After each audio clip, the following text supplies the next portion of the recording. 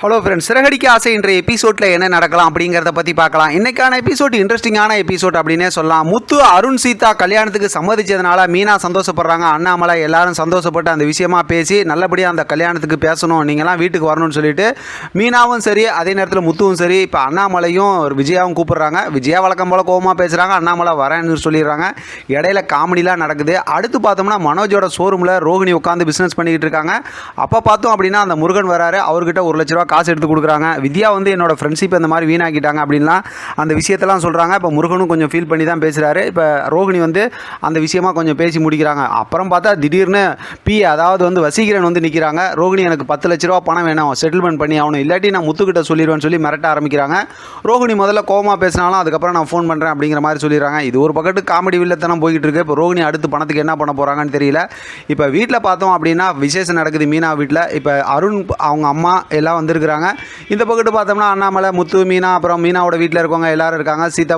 சீதாக்கும் அருணுக்கு வந்து கல்யாணம் பேசி முடிக்கிறாங்க. அதுக்குண்டான பணம் எவ்வளோ கொடுக்குறது என்ன அப்படிங்கிற மாதிரிலாம் பேசுகிறாங்க. அது வரதட்சணை கொடுமை தப்பு அப்படி இப்படிங்கிற மாதிரிலாம் இடையில டைட்டில் போடுறாங்க. அதுக்கப்புறம் கல்யாணம் எப்படி பண்ணுறதுலாம் பேசுனாங்க. இதுக்கு இடையில பார்த்தோம் அப்படின்னா அருண் சொல்கிற வார்த்தை தான் கொஞ்சம் கோவப்படுற மாதிரி ஆயிடுச்சு. என்னன்னா கல்யாணத்துக்கு வந்து பெரிய பெரிய ஆஃபீஸர்லாம் வருவாங்க, யாரும் குடிச்சிட்டு வரக்கூடாது அப்படின்னு சொல்லிட்டு சொல்கிறாங்க. உடனே அதை பேசி கொஞ்சம் முத்து அப்படியே கலாச்சி விட்டுறாருன்னு வச்சுக்கலாம். ஒரு வழியாக பார்த்தோம் அப்படின்னாக்கா கல்யாணத்து விஷயமா நல்லபடியாக பேசி முடிக்கிறாங்க. அண்ணாமலை தான் தட்டுலாம் கொடுத்து மாற்றுறாரு. எல்லாமே நல்லபடியாக நடக்குது. ஃபோட்டோலாம் எடுக்கிறாங்க. சத்யா ஃபோட்டோ எடுக்கிறாரு. அருண் பக்கத்தில் நிற்கிறாரு. அருண் செகண்ட் கொடுக்குறாரு. ஆனால் முத்து வந்து ரொம்ப பெருந்தன்மையாக தான் நடந்துக்கிறாரு. சூப்பரான ஒரு மூமெண்ட்டாக இருக்குது.